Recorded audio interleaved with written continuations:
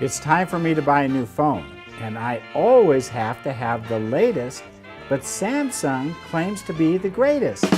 The iPhone 5 has the A6 chip and Retina display. Ooh. The Galaxy S3 has a bigger screen and S-Beam technology. The real question is, which one will blend faster in a BlendTec Total Blender? I'm going to press the starting bell button.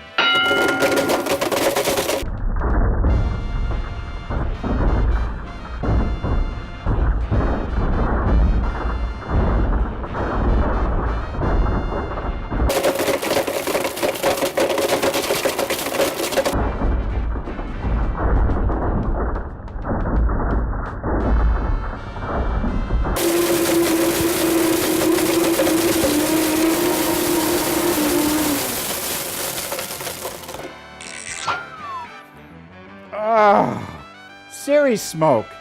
Don't breathe this.